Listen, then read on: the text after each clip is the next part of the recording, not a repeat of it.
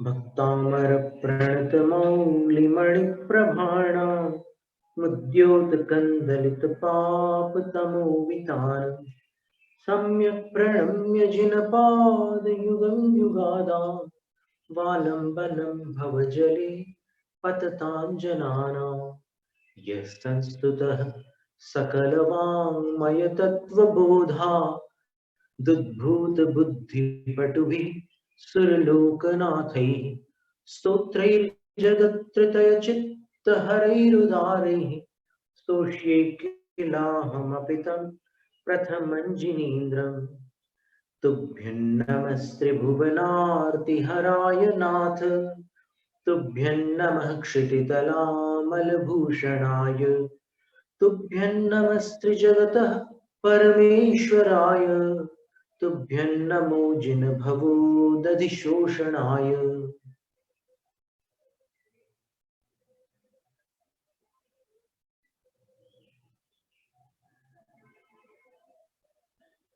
बत्तीस और 33 क्रमांक काव्य का पाठ करते हुए 34 पर आएंगे।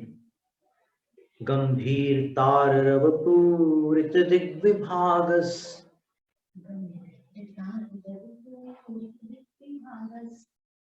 त्रैलोक्य लोक शुभ संगम भूति दक्षः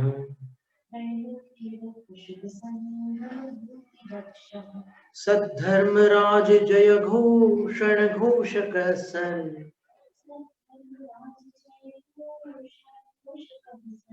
खेदुन्दुभिर ध्वनति ते यशसः प्रवादी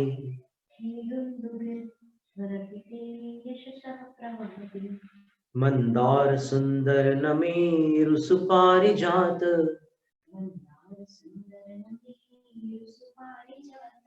संतानकादि कुसुमोत्कर वृष्टिरुद्घा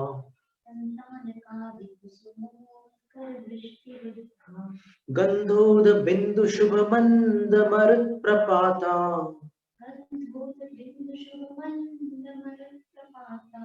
दिव्या दिवः पतति ते वचसान्ततिर्वा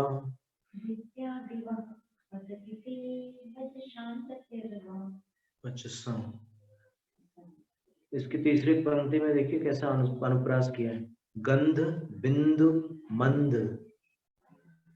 अब आता है 34वां काव्य।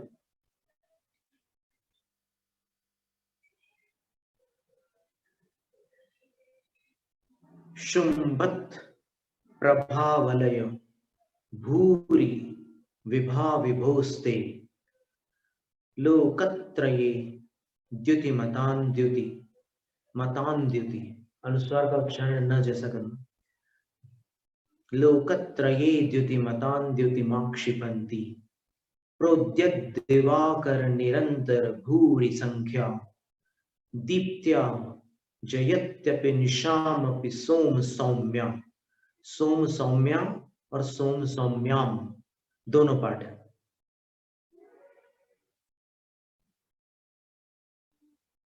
लय में पढ़ के बताते हैं। शुंभत प्रभावलय भूरि विभा विभोस्ते लोकत्रये द्युतिमतां द्युतिमाक्षिपन्ति प्रोद्यत् दिवाकर निरंतर भूरि संख्या दीप्त्या जयत्यपि निशामपि सोम सौम्या। आचार्य मानतुंग स्वामी भगवान आदि जिनेन्द्र से कहते हैं, ते विभो हो, आप विभु हैं। विभु का अर्थ स्मरण कीजिए 24वें काव्य में, विभवती इति विभु समर्थी भवती इत्यर्थ। जो समर्थ होते हैं, सक्षम होते हैं, उनको विभु कहते हैं। विभु को अपन बोलचाल की भाषा में भगवान के अर्थ में अगर विभु शब्द का प्रयोग कर रहे हैं तो उसका अर्थ हो जाएगा सर्वशक्तिमान। तो ये शब्द जो इस काव्य में रखा है वो इस बात को सूचित करता है कि भगवान एक तो शक्तिमान है, पावर पैक्ड है, और वर्तमान विज्ञान की भाषा में एक ऊर्जा शब्द और भी होता है। ऊर्जा, शक्ति और बल, pressure, force, power, strength, energy, ऐसे बहुत सारे अंग्रेजी पर्यायवाची शब्द होते हैं, थोड़े अलग अलग होते हैं उनके अर्थ। तो यहाँ पर अभिप्राय ये लेना, विभवती इति विभु, जो समर्थ है, सक्षम है, शक्ति संपन्न है, और अंदर से भी बाहर से भी, आत्मिक रूप से भी शक्ति संपन्न है, शारीरिक रूप से भी शक्ति संपन्न है। ऐसे ते विभु आपके शुंभत प्रभावलय भूरि विभा। आप लोगों ने पाठ दोहराया था क्या? तो एक बार दोहरा लेते हैं। शुंभ, शुंभत प्रभावलय भूरि विभा विभोस्ते,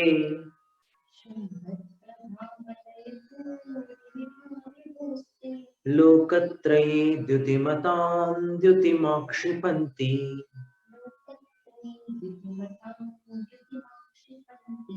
प्रोद्यद्दिवाकर निरंतर भूरि संख्या,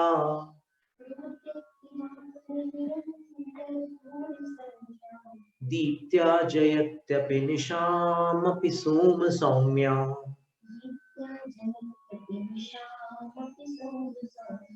सोम है पहली बार और दूसरी बार सौम्य है, सोम सौम्या ऐसा उच्चारण।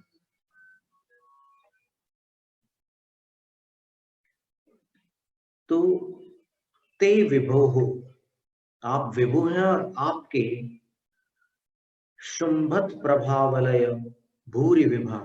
शुंभत का अर्थ होता है देदीप्यमान, तेजस्वी, प्रकाशमान। जो प्रभावलय है, प्रभावलय का अर्थ आभा मंडल होता है, वलय का अर्थ गोल आकार है। आभा का जो एक गोल आकार होता है भगवान का,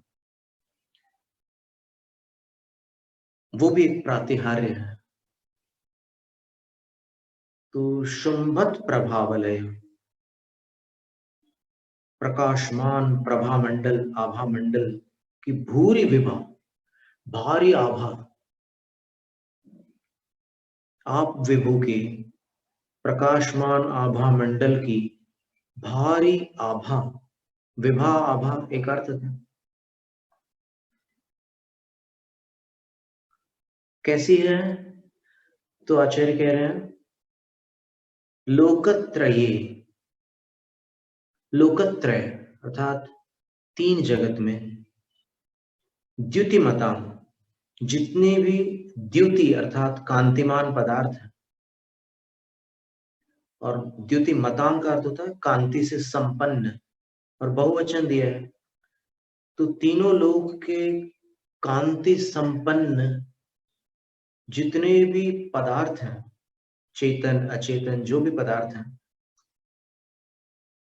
उनकी द्युतिम अर्थात कांति को आक्षिपंती, आक्षिपंती, आक्षिपंती का अर्थ होता है भगवान की आभा उनको लज्जित करने वाली होती है, अर्थात उनकी कांति भगवान के तेज के सम्मुख शर्मा जाए, लज्जित हो जाए, ऐसे ऐसी आभा है आपके आभा मंडल की। और कैसी आभा है? तो तीसरी पंक्ति में कह रहे हैं प्रोद्यत दिवाकर निरंतर भूरी संख्या। वो ऐसी आभा है कि जो दीप्त्या, दीप्ति की अपेक्षा, देखिए सोम सौम्याम और सोम सौम्याम दोनों के अर्थ अपन लगा रहे हैं। पहले अपन सोम सौम्या के लगाते हैं, ठीक है? तो दीप्ति की अपेक्षा, दीप्ति का अर्थ उज्ज्वलता होता है, तो दीप्ति की अपेक्षा भगवान की आभा कैसी है? तो कह रहे हैं कि प्रोद्यत दिवाकर निरंतर भूरी संख्या, प्रकृष्ट रूप से उदित हो रहे अर्थात बढ़िया ढंग से उदय को प्राप्त होने वाले दिवाकर, दिवाकर का अर्थ सूर्य होता है। और वो कैसे सूर्य? तो एक सूर्य नहीं, निरंतर अंतराल के बिना एक साथ ढेर सारे, पूरी संख्या, भारी संख्या में एक साथ सूर्य का उदय हो जाए। देखिए 2 बार भूरी शब्द है इस काव्य में। प्रथम पंक्ति में भी भूरी शब्द है, वहां पर भूरी शब्द का अर्थ भारी है, यहां भी भारी है।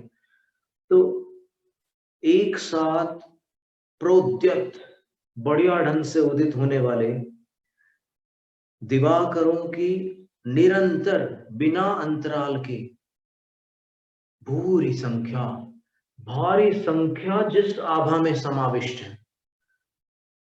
कहने का अभिप्राय ये हुआ कि अगर एक साथ अनेक सूर्य उदय को प्राप्त हो जाए तो कितना प्रकाश हो जाएगा। उतना प्रकाश भगवान के आभा मंडल की आभा में होता है। तब भी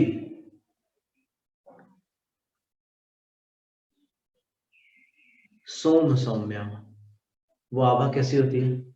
सोम यानी चंद्रमा जैसी सौम्य होती है, अर्थात आंखों को रुचिकर होती है। चंद्रमा की आभा आंखों को अच्छी लगती है ना, और सूर्य की आभा जिनका अभ्यास नहीं है त्राटक आदि का, उनकी आंखों में चुभती है। त्राटक एक योग की प्रक्रिया है। क्रिया योग में योग की अनेक शाखाएं होती है, आसन, प्राणायाम, मुद्रा, बंध, क्रिया योग, ध्यान योग आदि बहुत सारे योग होते हैं। तो उसमें क्रिया योग है। हमने बाल्यकाल में बिहार योग विद्यालय से जुड़ करके योग सीखा था। अभी तक हम योगाभ्यास जारी रखे हुए। तो ये त्राटक जो होते हैं, त्राटक का अर्थ होता है अपनी आंखों को कहीं पर स्थिर कर लेना, फोकस कर लेना, और दृष्टि को चंचल नहीं होने देना, दृष्टि को स्थिर कर लेना। और इसमें फिर आंखों को अधिक समय तक खुले रखने का भी अभ्यास किया जाता है।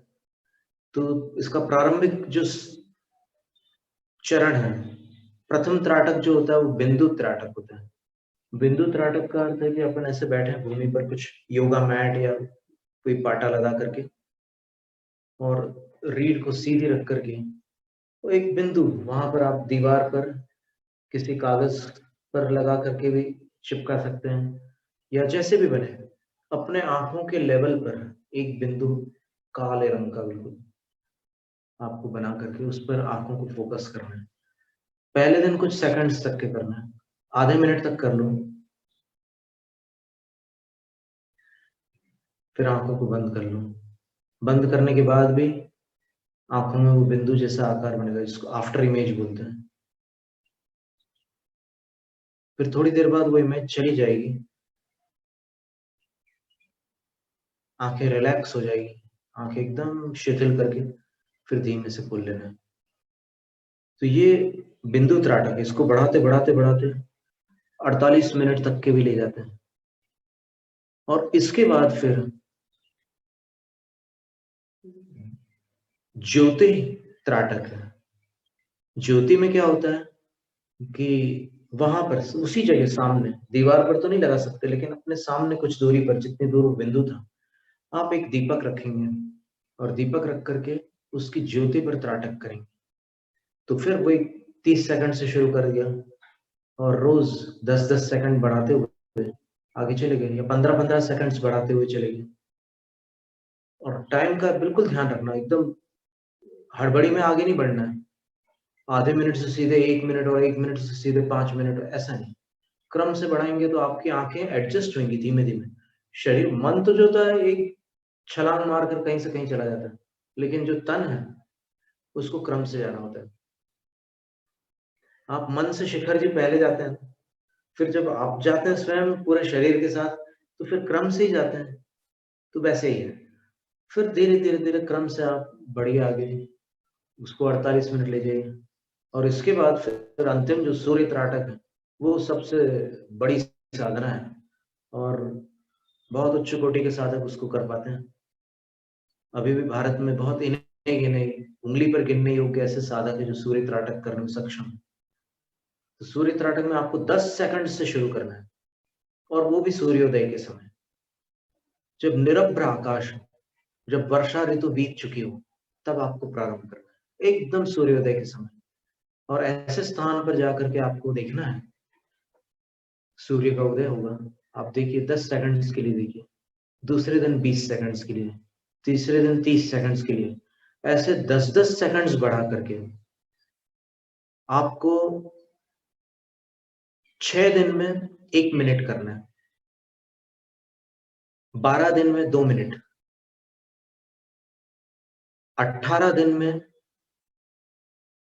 3 मिनट, ऐसे बढ़ते हुए आपको 48 मिनट तक जाना है। और जब आप 48 मिनट तक पहुंच जाएंगे, तो इसके जो सूर्य त्राटक के जो साधक है वो बताते हैं कि अपने शरीर के 5000 रोग समाप्त हो जाते हैं। और इवन यहाँ तक की स्थिति होती है, अगर ब्रह्मचर्य और फिर तपस्या के साथ आपने ये साधना कर ली नियमित रूप से, तो भूख और प्यास पर भी विजय प्राप्त हो जाती है। बहुत अद्भुत साधना है ये। ऐसी बहुत सारी साधना है, ये सब अगर सम्यक दर्शन, सम्यक ज्ञान, सम्यक चारित्र के साथ की जाए ये सारी साधना है, तो ये असाधारण रूप से कर्म निर्जरा और फिर स्वास्थ्य लाभ में साधक हो जाती है। और फिर इससे जिससे भगवान की आभा का वर्णन है, तो भगवान का जो प्रभा मंडल एक प्रातिहार्य बन चुका है, क्योंकि उसमें बहुत सारे चमत्कार है भगवान की प्रातिहार्य आभा मंडल में। अभी तो यहाँ जो वर्णन चल रहा है वो आचार्य मानतुम स्वामी कह रहे हैं, निशाम अपि जयति, वो रात को भी जीत लेता है। भगवान का आभा मंडल, तो उसकी जो आभा है वो रात को भी जीत लेती। अभी तो पहले अपन ने ये अर्थ किया कि भगवान की आभा अंतराल रहित करोड़ों सूर्य, भूरी संख्या का अर्थ बड़ी भारी संख्या ले लें तो अपन करोड़ों समझ लीजिए, बिना अंतराल के करोड़ों सूर्य एक साथ जब उदय को प्राप्त होते हैं या होते हों, कल्पना करनी, क्योंकि ऐसा वस्तुतः घटित नहीं होगा, तो कल्पना करो कितना प्रकाश होगा उसका। एक सूर्य का जब उदय होता है तो पूरा अंधकार नष्ट हो जाता है, तो करोड़ों सूर्य एक साथ उदित हो, तो दीप्त्या, भगवान की आभा दीप्ति से अर्थात उज्ज्वलता से उतनी उज्ज्वल होती है। और उतनी उज्ज्वल होते हुए भी अपि, अपि शब्द वहां से लेना, 2 अपि शब्द एक पंक्ति में, पूरे काव्य में 2 भूरी शब्द है, तो अपि, तो एक अपि शब्द का अर्थ यहां लगा लेना कि इतनी उज्ज्वल होकर भी सोम सौम्या, चंद्रमा जैसे सौम्य है, देखने में कष्ट नहीं होता। सूर्य के प्रकाश को देखने से आंखों को कष्ट होता है, भगवान के आभा मंडल की आभा को देखने से भव भव का कष्ट नष्ट होता है। उसका कारण है, तिलोई पंडित ने बताया कि भगवान के आभा मंडल को देखने वाला दर्शक उस आभा मंडल में अपने 7 भवों को देख लेता है, 7 जन्म दिखते हैं अपने। तो जैसे वर्तमान भाव दिख रहा है वहां पर, वर्तमान भाव तो दर्पण में भी दिख जाता है, तो वर्तमान भाव दिख रहा है, फिर पिछले 3, अगले 3 जन्म भी दिख जाते हैं। अब जैसे कोई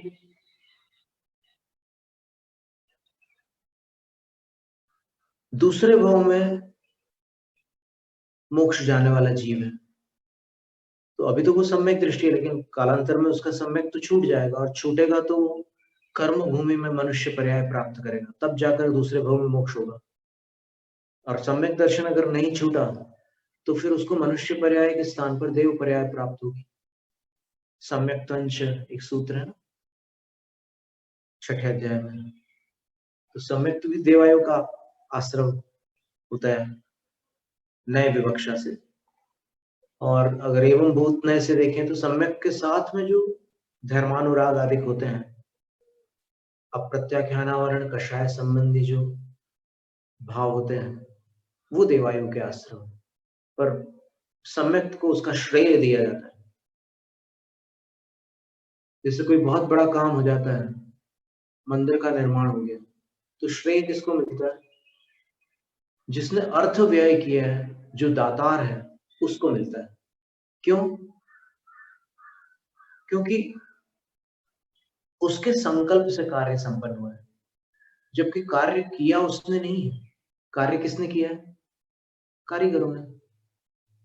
तो कारीगरों का तो नाम भी बहुत कम लोग जानते होंगे, अधिकांश जगह तो नहीं जानते। यहाँ पर गोमटेश्वर बाहुबली वाले जो कारीगर थे, उनका नाम प्रसिद्ध हो गया, वो तो भगवान की कृपा थी।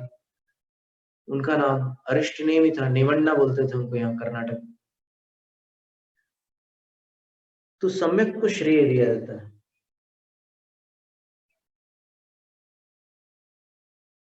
देवायु प्रवृत्ति सत प्रकृति बंध, पुरुषार्थ सिद्धिपाय में लिखा।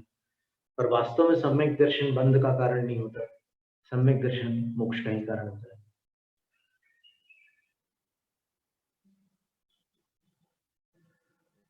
तो भगवान की आभा भव के कष्ट को नष्ट करती है। जो दूसरे भव में मोक्ष जाने वाले हैं, उनका सम्यक छूट जाता है, फिर वहां जाकर वापस वो सम्यक दर्शन प्राप्त करते हैं, क्षायिक सम्यक दर्शन भी प्राप्त करते हैं, मुनि दीक्षा भी लेते हैं और मोक्ष प्राप्त करते हैं। तो उनको वहां आगे का एक भव दिखेगा, वर्तमान का एक दिखेगा, पीछे के 5 दिखेंगे। और जिनके आगामी 3 भव है, उनको आगामी 3 भव दिखेंगे, वर्तमान का एक दिखेगा और पीछे के 3 दिखेंगे। और जैसे भरत चक्रवर्ती थे, भरत चक्रवर्ती को कौन से 7 जन्म दिखते होंगे? क्योंकि वो तो तद्भव मोक्षगामी थे। तो उनको वर्तमान का एक भव और अतीत के 6 भव दिखते थे। तो कुल मिलाकर 7 की संख्या आप लोग अब फिट कर लोगे, थोड़ा सा हमने उदाहरण बता दिया तो आप लोग बैठा लेना। तो ऐसे 7 जन्म उस भामंडल में दिखते हैं, और वह भामंडल निशाम अपि जयति, रात्रि को भी जीत लेता है। भामंडल की आभा वहां रात नहीं पड़ने देती। भगवान जहां विराजमान होते वहां रात नहीं होती। क्यों नहीं होती?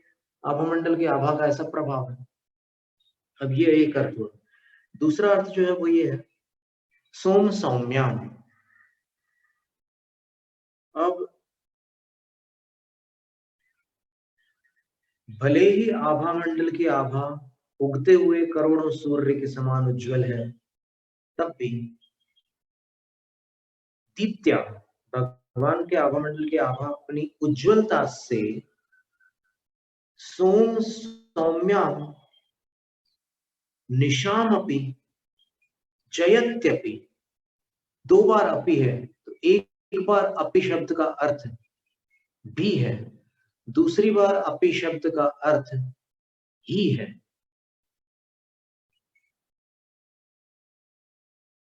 9 जुलाई सन 2002 भोपाल से नेमावर हमारा प्रवेश हुआ। भोपाल से विहार करके हम नेमावर आए और वहां आचार्य महाराज विराजमान थे।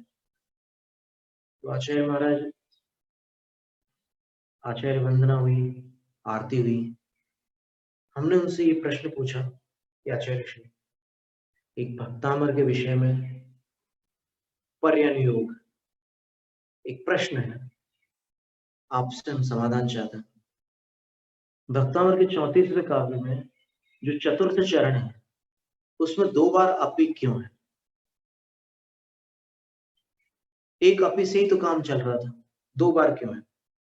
तो आचार्य ने उत्तर दिया कि अपि शब्द का प्रसिद्ध अर्थ तो भी है, लेकिन अपि शब्द का अर्थ कहीं कहीं पर ही भी होता है। समम मनो मेस्तु सदापि नाथ। देखिए, सामायिक पाठ भावना द्वात्रिंशत् काव्य में आचार्य अमित गति, तीसरे काव्य में क्या लिखा?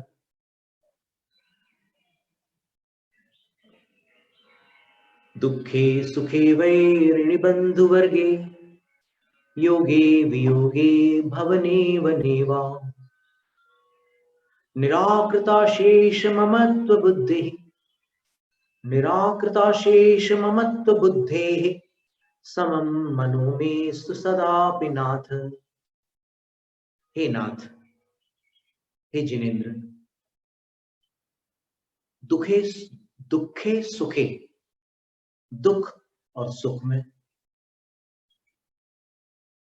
वैरिणी बंधु वर्गे, वैरी के प्रति और संबंधी जन के प्रति। योगे वियोगे, संयोग में वियोग में। भवने वनेवा, भवन में वन में। और उपलक्षण न्याय से ऐसे अन्य प्रसंगों में भी, निंदा में, प्रशंसा में, जीवन में, मरण में,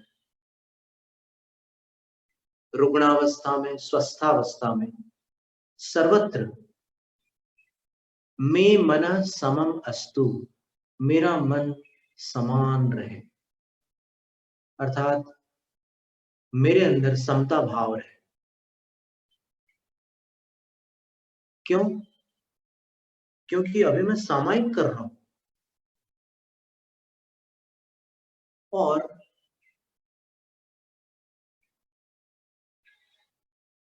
निराकृता शेष ममत्व बुद्धेः मम में, मैंने अशेष अर्थात सभी पदार्थों के प्रति ममत्व बुद्धि को निराकृत किया हुआ है। अर्थात अब मेरा किसी के प्रति परिग्रह भाव नहीं, अर्थात मैं किसी को परिग्रह नहीं मान रहा हूं, मैं पूर्ण निष्परिग्रह होकर सामायिक कर रहा हूं। तो हे भगवान, मेरा मन सम रहे। और फिर कालावधि कितनी बताई? सदापि। तो सदापि का अर्थ क्या लेना? सदा भी या सदा ही?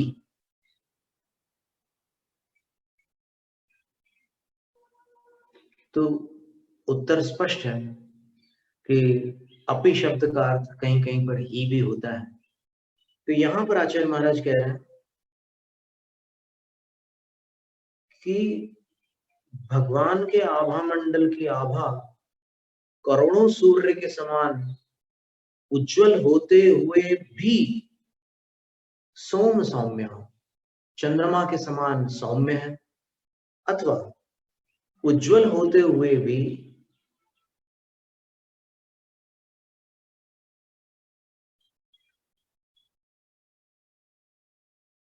सोम सौम्याम का अर्थ निकालेंगे तो जब अपन सौम्याम अर्थ करते हैं तो फिर ये अर्थ होता है कि उज्जवल होते हुए भी सोम सौम्य यानी चंद्रमा जैसी सुहावनी है और रात को भी जीत लेती है, वहां भी हो जाता है। और अब अगर ही अर्थ करना हो तो ही अर्थ करने के लिए सोम सौम्याम लगाना होता है। और ऐसा भी होता है कि उज्जवल होते हुए भी चंद्रमा जैसी सुहावनी है और रात को जीत ही लेती है, वहां पर ही लगा लो ऐसे।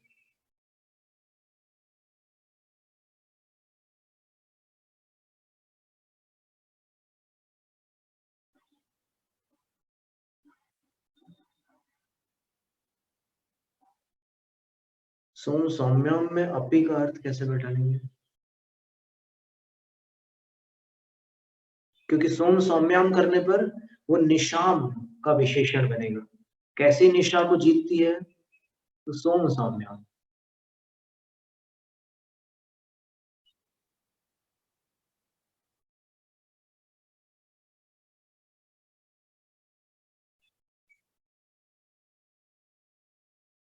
तो ऐसा लगाना होगा कि दीप्ति की अपेक्षा से भगवान के आभा मंडल की आभा उगते हुए करोड़ों सूर्य के जैसी ही होती है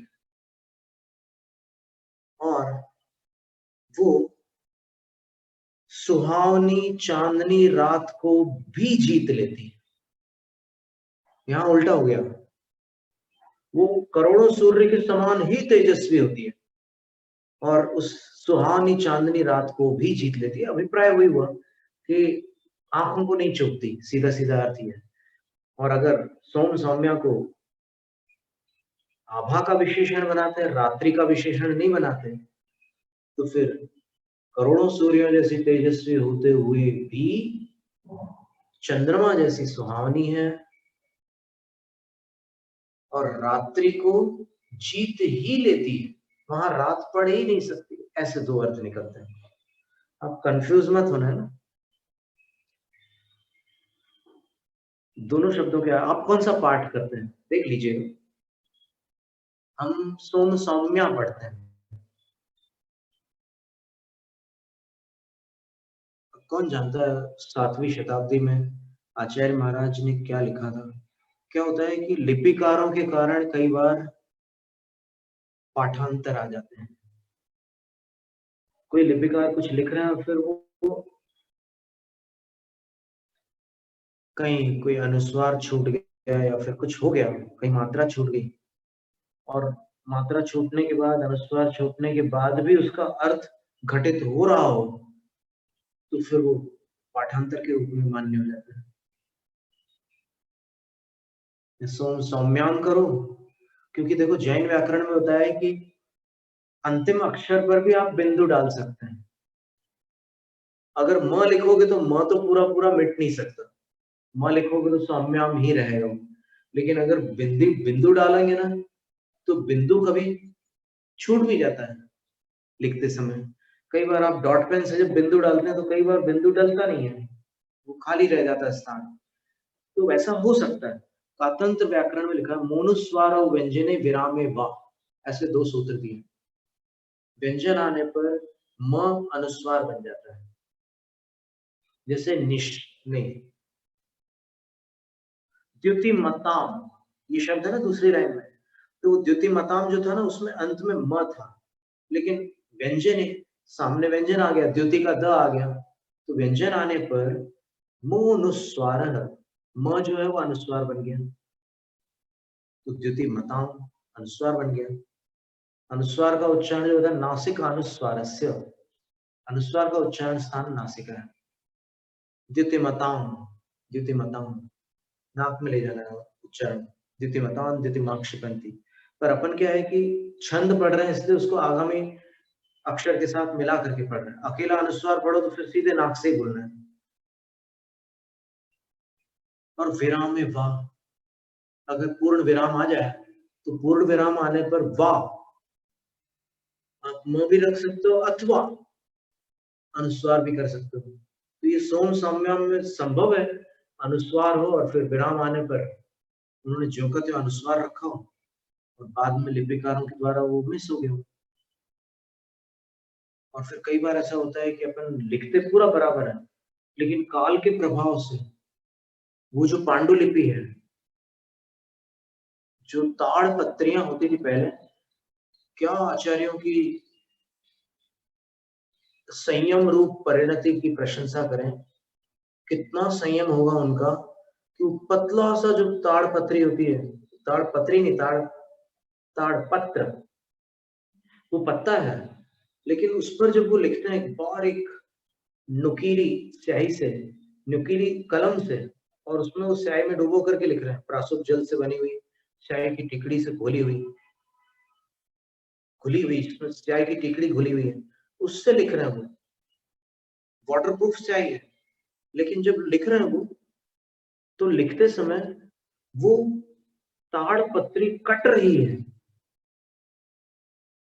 क्योंकि इतनी नुकीली है वो कलम कि वो कट रही है। लेकिन तो भी आचार्य इतने संभाल करके लिख रहे हैं कि उनको उस ताड़ पत्री की दूसरे तरफ भी लिखना है, तो इतना प्रेशर नहीं डालते कि दूसरे तरफ ना लिख पाए। ज्यादा प्रेशर डालेंगे ना तो आपने देखा होगा कि कई बार पेजेस पर ज्यादा जोर से लिखते हैं ना, तो दूसरी तरफ वो पूरे उभर आते हैं वो अक्षर, तो वहां पर आप कुछ लिखने बैठो तो सब पढ़ने वाला कंफ्यूज है क्या लिखा है इसमें, और पेज की लाइफ घट जाती है। आचार्यों ने जो ताड़पत्री के आप शास्त्र देखेंगे, यहाँ पर हमें सौभाग्य से पिछले वर्ष ईस्वी सन 2019 को मूड बिद्री में धवला की हड़े कन्नड़ वाली ताड़ पत्र पर लिखी हुई इतना बड़ा पेज था और इतना पतला था, सकरा था, लंबा था। उसके दर्शन प्राप्त हुए। और फिर भट्टारक जी ने कहा कि महाराज जी आप हाथ में लेकर के दर्शन कर लीजिए। हमने हाथ में लिया, हमें ऐसा लगा कि बस हमने माँ को छू लिया, जिनवाणी माँ को छू लिया, इतना प्रसन्नता हुई हमें। और फिर ताम्रपत्र वाले आचार्य शांति सागर महाराज जी ने जिनवाणी की सुरक्षा के लिए बहुत सुंदर कदम उठाया था।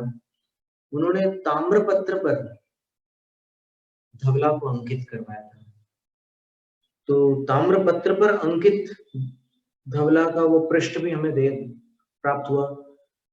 श्रुत पंचमी का दिन था और बड़े धूमधाम से वहां पर ये पर्व मनाया गया था। श्रवण बेलगुल में तो जो मनाया जाता है श्रुत पंचमी का पर्व, वो अवर्णनीय है, वास्तव में बहुत ही अद्भुत ढंग से मनाते हैं यहाँ, ऐसा कहीं भी नहीं मनाते होंगे। तो उसको हमने जब हाथ में लिया तो हम सोचते रहे कि इसमें जो लिपि है नागरी लिपि है, वो हड़े कन्नड़ थी, नागरी लिपि हम पढ़ सकते थे। तो हमने पढ़ा, हमने विचार किया कि ये पृष्ठ धवला की 16 पुस्तकों में से कौन सी पुस्तक से है। तो हम पढ़ते रहे, फिर हमें लगा कि ये पृष्ठ तो 20 प्ररूपणाओं से संबंध रखने वाला है। तो 20 प्ररूपणाओं से संबंध रखने वाला पृष्ठ तो हम हुंचा से ही स्वाध्याय करके आए थे, धवला की दूसरी पुस्तक का। तो हमें लगा कि ये पृष्ठ दूसरी पुस्तक का होना चाहिए। फिर हमने दूसरी पुस्तक धवला के सामने रख करके उसमें से खोज की, और खोज करने के बाद वो पृष्ठ हमें जिनवाणी माता के आशीर्वाद से मिल गया जो ताम्रपत्र पर था। बिल्कुल वही पृष्ठ धवला की दूसरी पुस्तक में भी प्राप्त हो गया। तो बड़ा आनंदमय था वो श्रुत पंचमी का पर्व पिछले वर्ष। तो पूर्वाचार्य इस तरीके से लिखते थे कि वो पृष्ठ भी सुरक्षित रहे, इस तरफ भी और उस तरफ भी। और वो पांडुलिपियां आज बड़े सौभाग्य से कहीं कहीं पर उपलब्ध है। पहले पूर्व काल में तो पंडित टोडरमल जी गए थे वहां पर मूडबिद्री में, और उन्होंने कहा था कि मुझे चाहिए ये प्रति और मैं कुछ इस पर काम करना चाहता हूँ, पर उनको अनुमति नहीं मिली थी। और कई महीने लग जाते थे, 6-6 महीने होते थे, यात्रा करते करते आते थे, और फिर नहीं मिली थी तो वो दर्शन करके कुंज चढ़ाकर ही एकदम भक्ति से नमस्कार करके ही लौट जाते थे वहां पर। आज सौभाग्य से उसके अनुवाद हो चुके हैं, और अनुवाद में, हिंदी अनुवाद में प्रकाशन भी हो चुका है उन अनुवादों का। जय धवला का प्रकाशन तो मथुरा जी से हुआ है, 84 मथुरा से, जहाँ जम्बू स्वामी मोक्ष गए, उस सिद्ध भूमि से। और फिर षटखंड आगम धवला का प्रकाशन जो हुआ है वो सोलापुर से हुआ है, जीवराज ग्रंथमाला से। और महाधवला का प्रकाशन भारतीय ज्ञानपीठ से हुआ है, जो पहले काशी में थी अब दिल्ली में है, वहां से प्रकाशित है। तो ऐसे सब मिला करके 16 जय धवला की पुस्तकें, 16 धवला की पुस्तकें और 7 महापंत की पुस्तकें, 39 पुस्तकें हैं। इनको सिद्धांत कहते हैं, जैन सिद्धांत, दिगंबर रामनाय में। तो वो कहीं प्रतिलिपि में कुछ पाठ भेद हो जाते हैं, शताब्दियां बीत चुकी, अब सोचो कितना समय गुजर गया। उतने समय में पांडुलिपि तो बार बार करनी पड़ती है, उसके लिए दान राशि भी दी जाती है पहले, और पांडुलिपि सुरक्षा के लिए, आगम की रक्षा के लिए पांडुलिपि करना अनिवार्य होता है, क्योंकि जो प्राचीन प्रतियां होती है वो टूटने लगती है, जब बहुत समय गुजर जाता है टूटने लगती है। जैसे महाधवला है, महाधवला की प्रतियां यहाँ पर, उसकी पांडुलिपियां नहीं हो पाई, तो जो उसके प्रारंभिक पृष्ठ थे वो पृष्ठ नष्ट हो गए, और वो अब वापस कहाँ से लाएंगे, जिसकी कोई प्रतिलिपि बनी नहीं, वो कहाँ से अपने को वापस मिलेंगी वो पंक्तियां। तो भी महाबंध का जितना बचा हुआ अंश था वो सुरक्षित हो गया, और उसकी फिर प्रतिलिपियां हो गई, प्रकाशन भी हो गया। तो ये शास्त्र रक्षा है। 7 क्षेत्र बताए दान के लिए, 7 क्षेत्र पर दिया हुआ दान हमेशा सार्थक होता है।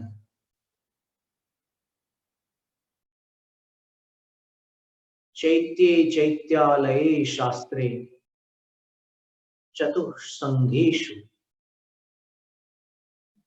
चैत्य, चैत्यालय, शास्त्र और चतुर्विध संघ, मुनि, आर्यिका, क्षुल्लक, क्षुल्लिका, इनके प्रति दिया हुआ दान कभी निष्फल नहीं होता। चैत्ये चैत्यालये शास्त्रे चतुस्संघेषु सप्तसु, ये सप्त क्षेत्र कहलाते हैं दान के। और कहते हैं कि जो 7 क्षेत्रों में दान देता है वो 7 खेतों में बीज बोता है। और वो 7 ऐसे खेत हैं जहां बोए हुए बीज कभी बेकार नहीं होते, खराब नहीं होते।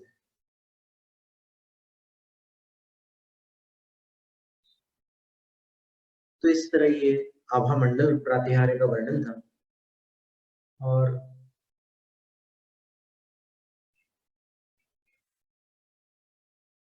कैसी रहती होगी आभा, अपन कल्पना करके भी देखें तो आज वर्तमान में किर्लियन फोटोग्राफी से एक रशियन साइंटिस्ट ने, आपको शायद जानकारी होगी, हमने बताया भी था कभी, कि पहले फोटोग्राफिक प्लेट्स होती थी, कैमरा में लगाते थे और जब उसका स्क्रीन ओपन करते थे तो सामने जो वस्तु होती थी उसका प्रतिबिंब उस कॉन्वेक्स लेंस से अंदर पड़ता था और इन्वर्टेड प्रतिबिंब पड़ता था। इमेज जो होती थी इन्वर्टेड होती थी। फिर उस फोटोग्राफिक प्लेट से जो पॉजिटिव बनाया जाता था, उस पॉजिटिव में उस इमेज को व्यवस्थित कर दिया जाता था, सब लोगों को समझ में आता था। तो ये पॉजिटिव नेगेटिव का हिसाब चलता रहा बहुत समय तक। तो उस साइंटिस्ट ने, किर्लियन नाम का साइंटिस्ट था, उसने क्या किया, उसने उस फोटोग्राफिक प्लेट में विद्युत प्रवाहित करके फोटो खींचा। तो फिर वस्तु का फोटो नहीं आया, उसकी आभा का फोटो आ गया। फिर वो फोटोग्राफी डेवलप होते हुए फिर कलर्ड फोटोग्राफी में आई। तो कलर्ड फोटोग्राफी में रॉबर्ट केनर ने अपनी एक बुक में एक पत्ते का चित्र दिया, बिल्कुल ताजा तोड़ा हुआ पत्ता, उसके अंदर अभी जान है, वो सचित्र है। उसका फोटो जब लिया किर्लियन फोटोग्राफी से, तो उसमें पत्ता तो नहीं आया लेकिन पत्ते जैसा आकार आया और उसमें सतरंगी प्रकाश, रंग बिरंगे प्रकाश के साथ में वो पत्ते का फोटो आया। फिर इंसानों के फोटोज लिए उन्होंने, तो इंसान के फोटोज में भी अलग अलग तरह के कलर्स आने लग गए। अभी तो वीडियो ऑरा स्टेशन नाम का एक क्या बोल सकते हैं उसको, सॉफ्टवेयर है, जिसमें अपन केवल अपनी उंगलियां रखते हैं स्कैनर के ऊपर, तो उससे वहां पर 23 पृष्ठों का वर्णन मिलता है आपके आभा के बारे में। 23 पेजेस, आपका नेचर, आपकी हेल्थ और आपके लिए क्या अच्छा है क्या बुरा है, उसका पूरा विवरण उसमें मिल जाता है।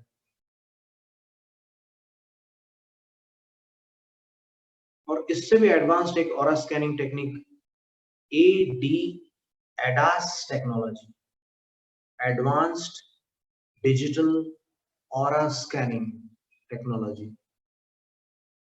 तो उसमें कैंसर का ऑरा अलग आता है, फिर आर्थराइटिस का ऑरा अलग आता है, पेन का कलर अलग आता है, बहुत तरह के ऑरास रहते हैं उसमें।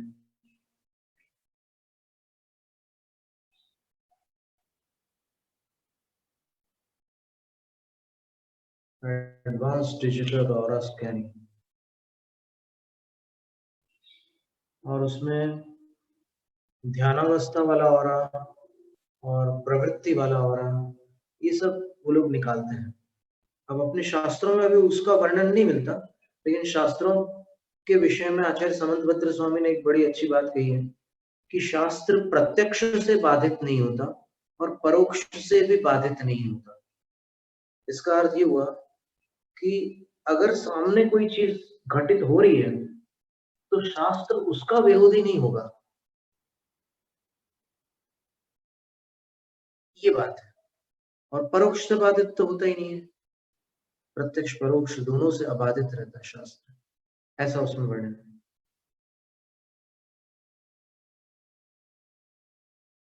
एडवांस डिजिटल ऑरा स्कैन अभी हमारे पास तो शायद नहीं हुआ, हमारे विद्यार्थियों के पास हो उचित। एक साइंटिस्ट है डॉक्टर अमरीश मेहता, उन्होंने हमारे फोटोज लिए थे, हम ऐसे खड़े हो गए, हमने फोटो निकाला तो ऑरा तो आया ही था, 11 कलर्स आए थे उसमें। और जब हम ध्यानस्थ हुए, मतलब कायद सर में 1 मिनट बाद फिर से उन्होंने कोई फोटो लिया, हम कायद सर में खड़े थे, तो फिर तो 11 में से मात्र 2 कलर्स रह गए, पर्पल और व्हाइट। और अल्टीमेट जो ऑरा होता है, जो प्योरिटी का, व्हाइट होता है, स्पिरिचुअलिटी का वायलेट होता है, और ब्लू ऑरा जो होता है वो बच्चों से प्रेम और जानवरों से प्रेम, प्रकृति से प्रेम का होता है, ग्रीन ऑरा हेल्थ का होता है। ऐसे डिफरेंट टाइप ऑफ ऑरा, वो लोग जो अभी ऑरा थेरेपी जो चलती है ना, उसमें ये सारी बातें आ रही है। यहाँ तो भगवान के भामंडल का वर्णन है ऑरा का। और ये ऑरा कभी कभी आप ऑर्डिनरी कैमरा से लोगे ना तो भी आ जाते हैं, कुछ साधुओं के ऐसे ऑरा आते हैं। एक ब्रह्मचर्य की बहुत कठोर साधना करने वाले एक ऋषि थे, ऋषिकेश में उनका आश्रम भी है, डिवाइन लाइफ सोसाइटी करके उनका संस्थान है। उनका फोटो, ब्रह्मचर्य की कठोर साधना करने के बाद जब उनका फोटो लिया गया, तो उस time black and white photography थी, तो उस जमाने में एक ऑर्डिनरी कैमरे से जब उनका फोटो लिया तब भी उनका आभा मंडल पूरा पूरे बॉडी को कवर करता हुआ उनका एक आभा मंडल आ गया। और वो आभा मंडल हमने, वो फोटोग्राफ कुंडलपुर चतुर्मास में, आचार्य का चतुर्मास था 1989 में, तब हमें वो फोटो देखने मिला था। तो ऐसे कुछ फोटोग्राफ्स मिलते। आचार्य विमल सागर महाराज जी के वात्सल्य रत्नाकर 3 खंडों में प्रकाशित है, उसमें आप एक फोटोग्राफ देखना जिसमें भगवान के आचार्य महाराज के पास ऐसे कलर्ड 7 रंगी ऐसे गोल आभा बने हुए हैं, और वो बिल्कुल नेचुरल है। वो फोटो बिल्कुल भी एडिटेड फोटो नहीं है, नेचुरल आभा ऐसी बनी हुई है। तो ये आभा होती तो है, क्योंकि कई बच्चों को आंखों से दिखते हैं आभा मंडल, बिल्कुल स्पष्ट दिखते हैं, कुछ बड़े लोगों को भी दिखते हैं। अब उसको आभा देखने की भी एक प्रक्रिया होती है, हाउ टू सी ऑराज करके बुक्स भी छपी हुई है उसपे। तो कुछ है तो सही, अब इसके बारे में अपन अधिक टिप्पणियां नहीं करते, पर है कुछ।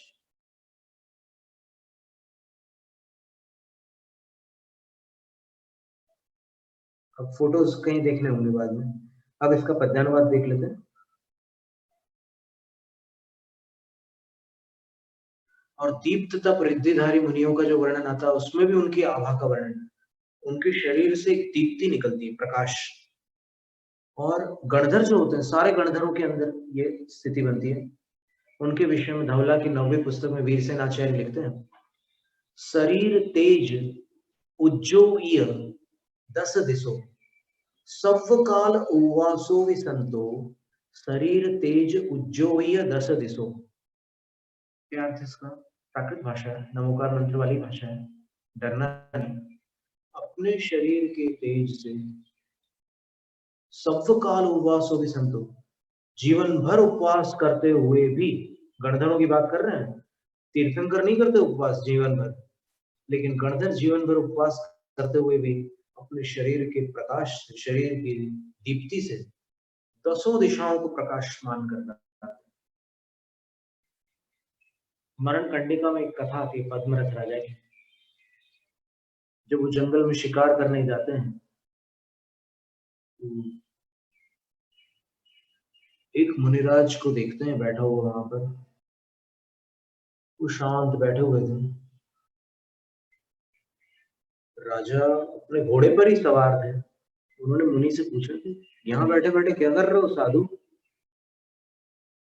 तो मुनि ने प्रति प्रश्न किया उनसे, कि तुम शिकार करके क्या करना चाह रहे हो, कहाँ जाने की तैयारी कर रहे हो, निरपराध प्राणियों का वध करके तुम कहाँ जाना चाहते हो।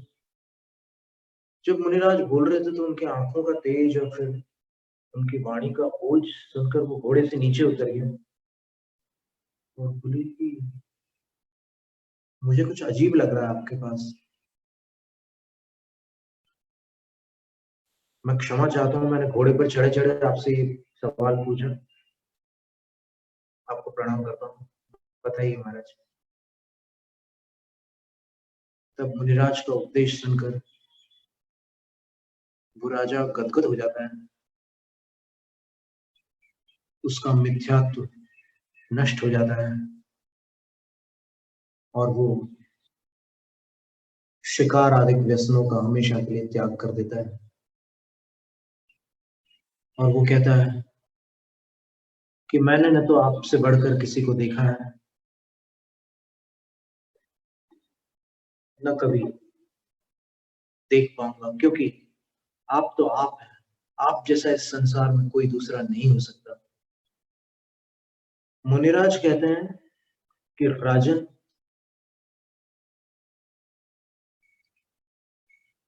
तुम अनजाने में ऐसी बात कर रहे हो।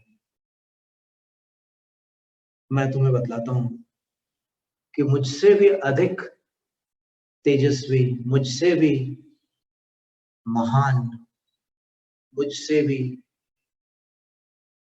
अनंत गुणित श्रेष्ठ कौन है। और मुनिराज किसी दिशा की ओर मुख करके ऐसे हाथ जोड़ते हैं, प्रणाम करते हैं कि यहाँ से कुछ दूरी पर, कुछ योजन दूर 12वें तीर्थंकर विराजमान है। इस संसार में उनसे बढ़कर कौन हो सकता है। उनकी आभा के समक्ष सबकी आभा नगण्य है और उनके गुणों के समक्ष सबके गुण अल्प है। वो अद्वितीय है, वो त्रिलोकीनाथ है।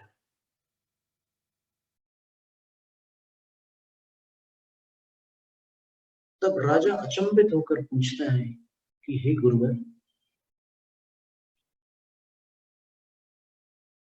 क्या मैं उन तक पहुंच सकता हूं, मुझे उनके दर्शन मिल सकते हैं। आप मुझे आशीर्वाद दीजिए, मैं उनके दर्शन करना चाहता हूं। इतने गदगद भाव से जब वो आशीर्वाद मांगते हैं राजा, तो गुरु महाराज आशीर्वाद देते हैं और राजा उनके दर्शन के लिए जाते हैं।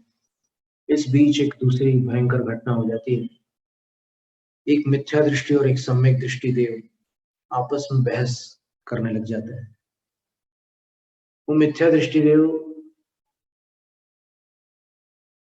मानने को ही तैयार नहीं होता जैन धर्म को, और सम्यक दृष्टि देव उनको अलग अलग उपायों से समझाता है।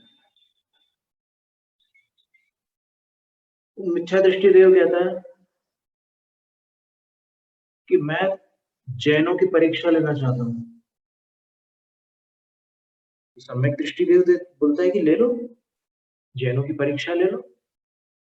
बोले किसकी लो, तुम बताओ कौन है। तो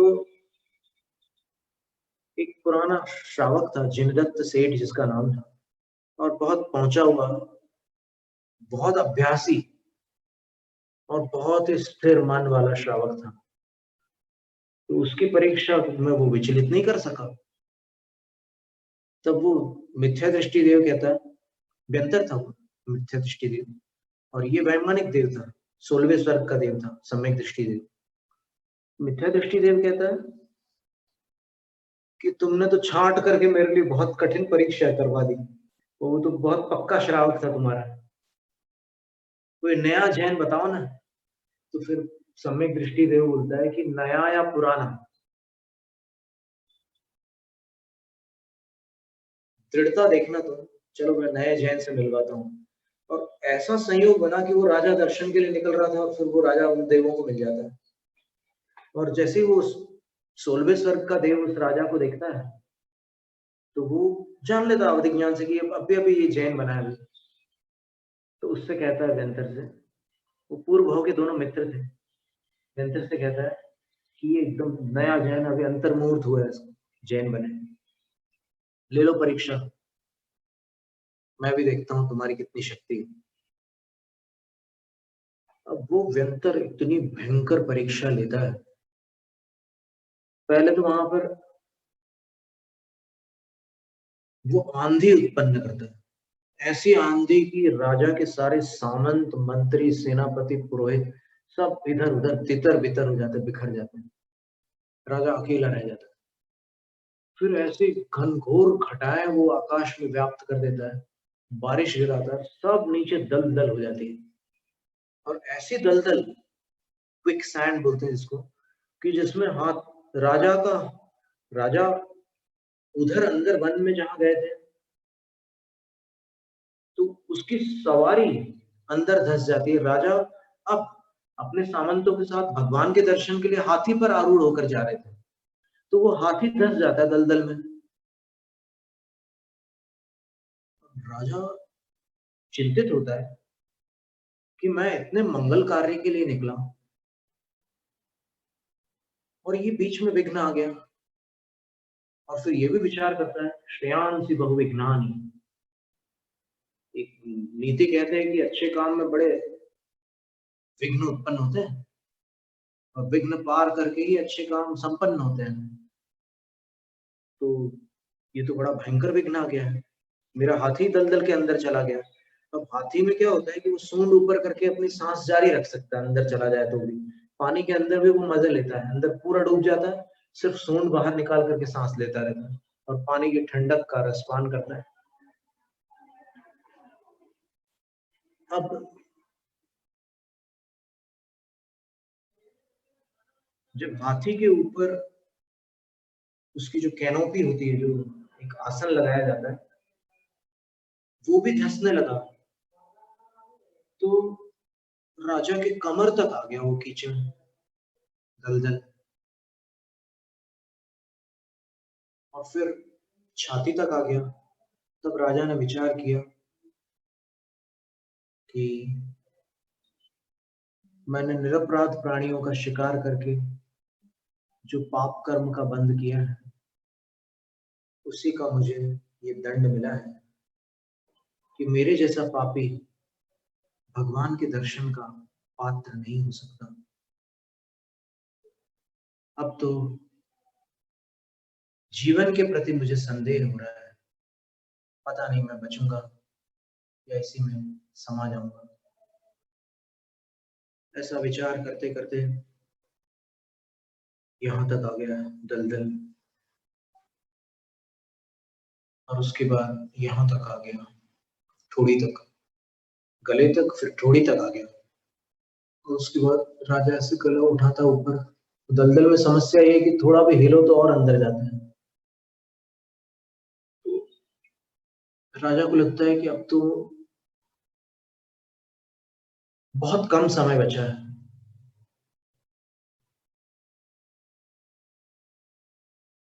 अब तो जब मेरी सांस रुक जाएगी तो फिर मैं जीवित कैसे रहूंगा।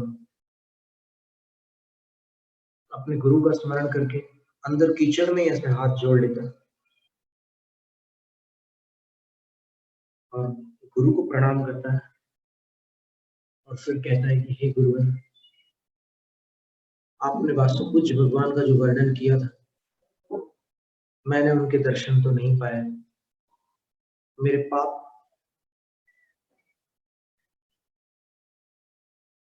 बाधक बन गए। लेकिन जिनके नाम स्मरण मात्र से, जिनके नामोच्चारण मात्र से पाप कट जाते हैं, उनका नाम मैं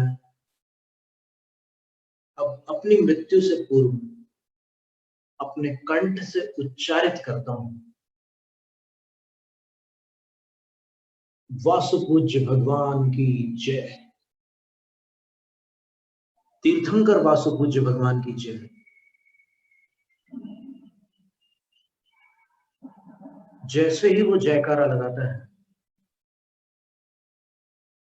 व्यंतर की सारी शक्ति स्तंभित हो जाती है, उसकी सारी विक्रिया, सारी माया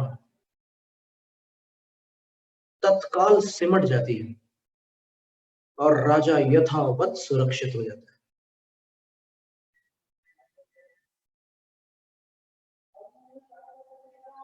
व्यंतर उस वैमानिक देव से कहता है, ये कठिनतम परीक्षा थी, मरण काल में भगवान का नाम स्मरण करना, नामोच्चारण करना बहुत बड़ी बात है, और इसमें राजा उत्तीर्ण हुआ। मैं तुम्हारे जैन धर्म को प्रणाम करता हूं और अब मैं भी उसको अपनाता हूं। उसका हृदय परिवर्तित हो जाता है देव का, और राजा वासुपूज्य भगवान के समूह शरण में जाता है। समूह शरण के वैभव को देखकर अचंभित हो जाता है। ऐसे ऐसे आकर्षण थे कि कोई भी वहां चला जाए उस आकर्षण में, लेकिन वो भगवान के दर्शन का एक लक्ष्य बनाकर सब प्रलोभनों को छोड़कर 20,000 सीढ़ियां चढ़कर जब सभा भूमि मानस स्तंभ के दर्शन करते हुए सभा भूमि की ओर जाता है, तो उन क्षणों का वर्णन करने की शक्ति हमारे वचनों में नहीं है।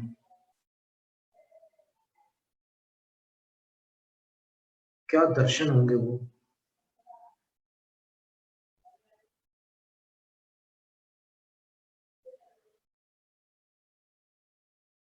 वाणी गद्गदयन् वपुः पुलकयन् नेत्रत्रयं श्रावयन्। बस यही उसकी भाषा है। हमने एक श्लोक लिखने का प्रयत्न किया था,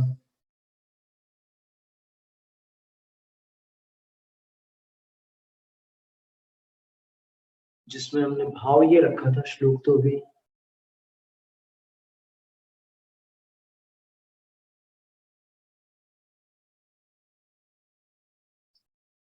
वो सामने वाले पाउच में है श्लोक। ठीक है, हम देखते हैं, स्मरण करते हैं।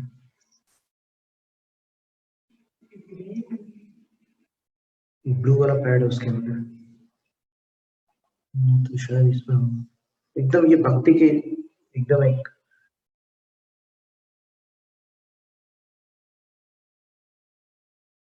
संभवतः इसमें मिले कुछ।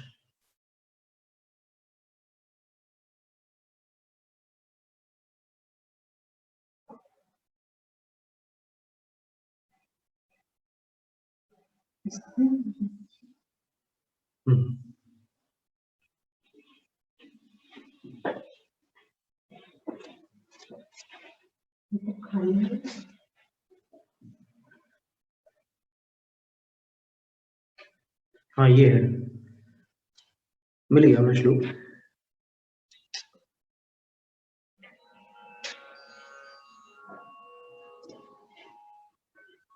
वाण्यस्फुटत्वमयते तव भक्ति तो मे नेत्रे अपि प्रभवतः सजले मदीये एवं वपुः पुलकितं भवति स्वयं मे।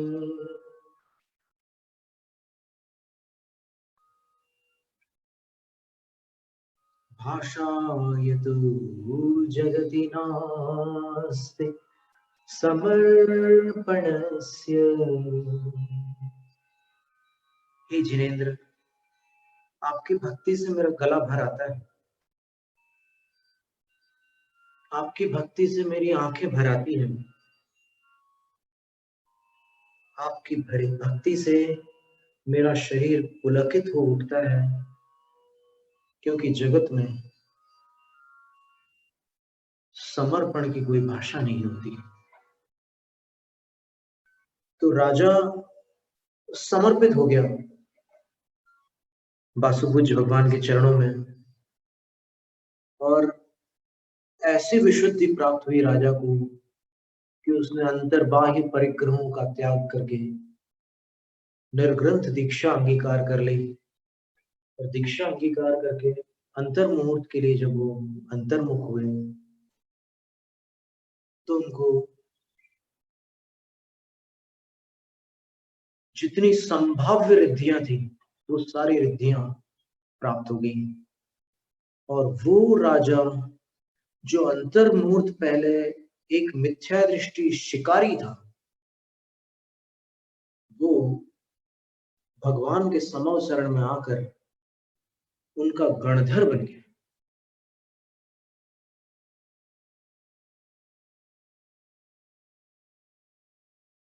इस घटनाक्रम पर विचार करने से ऐसा लगता है कि भगवान से बड़ा उपकारी इस संसार में कौन हो सकता है। और भगवान तक पहुंचाने वाले भी गुरु महाराज ही तो थे ना। अगर गुरु महाराज का आशीर्वाद नहीं मिलता तो अंत में भगवान का नाम लेने के विचार मन में नहीं आ सकते थे। जो परीक्षा हुई ना, जब एकदम मृत्यु की स्थिति आ गई, तब भगवान का नाम लेने की भावना उत्पन्न करने वाला तो गुरु का आशीर्वाद ही था। और फिर भगवान के पास पहुंच करके गणधर बन गए, तद्भव मोक्षगामी, और उसी भव से मोक्ष चले। ये भी एक आभा का वर्णन है। दीप्त तप रिद्धिधारी साधु की आभा से राजा का जीवन बदल गया, इसका वर्णन था। इसका पद्यानुवाद देख लेते हैं।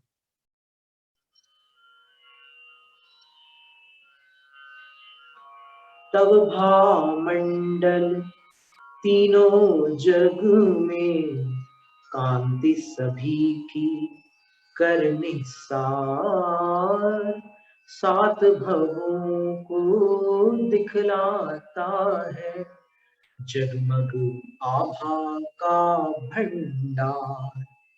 उज्ज्वलता में अगणित रवि सम, लेकिन शशि सम सौम्य प्रकाश, रात दिवस का भेद मिटाता, करे निशा का सहज विनाश। जय जय आदिश्वर स्वामी, घट घट के अंतर्यामी।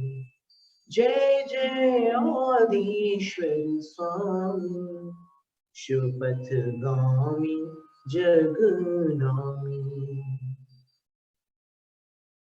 स्तोत्र पठन में मेरे द्वारा यदि जो कहीं कहीं प्रमाद से कुछ अर्थ वाक्य पद मात्रा छूट गई, सरस्वती मेरी उस त्रुटि को कृपया क्षमा करें, और मुझे कैवल्य धाम में मां विलंब धरे। वांछित फलदात्री चिंतामणि सदृश मात तेरा, वंदन करने वाले मुझको मिले पता मेरा।